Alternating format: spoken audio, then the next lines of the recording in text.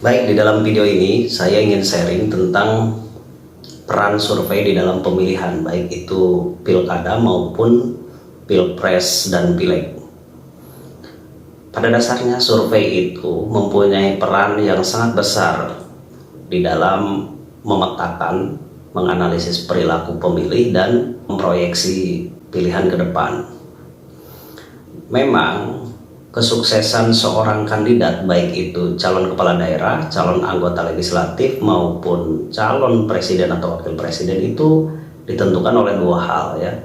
Yang pertama ditentukan oleh elit politik, yaitu partai politik atau koalisi parpol. Yang kedua oleh pemilih. Jadi mereka setelah lolos dari koalisi tentu saja mereka berkompetisi, ditentukan oleh sebagian besar pemilih yang menentukan pilihannya terhadap calon tersebut. Pada dasarnya di sini bicara pemilih itu tidak terlepas dari bagaimana perilaku pemilih di dalam menilai calon yang akan mereka pilih.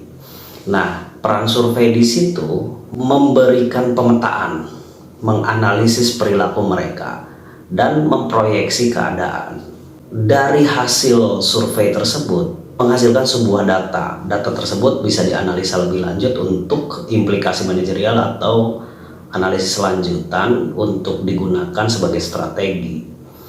Nah, maka dari itu peran survei ini ibarat kalau di sebuah rumah sakit itu lab ya barangkali, di mana seorang pasien datang ke rumah sakit tentu di lab terlebih dahulu, didata terlebih dahulu secara objektif hasil pengukuran, lalu kemudian diserahkan kepada dokter untuk dianalisa lebih lanjut dan diberikan rekomendasi obat atau pengobatan. Ini hal yang sama seperti kegiatan survei. Jadi peran survei ini seperti lab tadi.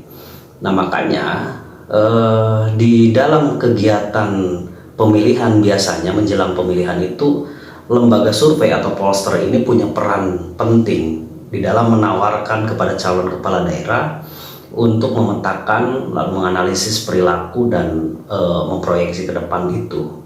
Kenapa harus survei? Karena survei itu akan menghasilkan data dan data itu akan merekomendasikan secara objektif. Pertanyaannya, kalau tanpa survei apakah bisa? Menurut saya tidak bisa, karena pemilihan itu melibatkan banyak orang dan keragaman pemikiran, pendapat, pandangan, persepsi setiap orang itu berbeda-beda, dan itu harus dilakukan survei, dan survei ini akan menghasilkan role model perilaku masyarakat yang akan dianalisis berikutnya, sehingga calon kepala daerah, calon anggota legislatif maupun calon presiden itu sangat mudah nantinya akan melakukan gerakan gitu. Namun yang menjadi catatan atau disclaimer bahwa survei yang seperti apa yang dapat dipercaya itu kan yang menjadi yang penting gitu. Adalah survei yang berintegritas. Yang berintegritas seperti apa? Ya memang kalau diciri-ciri secara tampak muka maka ya itu berkaitan dengan pollster atau lembaga survei yang berintegritas, yang berpengalaman, track record bagus gitu. Orang di dalam pun juga menjadi penting. Barangkali pollster atau lembaga survei yang baru pun juga bisa berintegritas dan bagus bila mana tim SDM di dalamnya pun juga mempunyai track record atau portfolio yang bagus. Di dalam survei itu yang diperhatikan yang pertama ya soal metodologi, yang kedua soal non metodologi. Keseimbangan itu yang menjadi penting. Ketika bicara metodologi tentu wawasan, pengalaman, pengetahuan tentang metode sampling, distribusi sampling itu sangat penting. Lalu pengawasan SDM di lapangan dalam kegiatan survei yang mempunyai bobot yang sangat besar itu juga sangat penting. Kemudian menganalisis data yang tepat berdasarkan kaidah statistik dan menganalisa, menginterpretasikan hasil survei sehingga menjadi analisis dan temuan.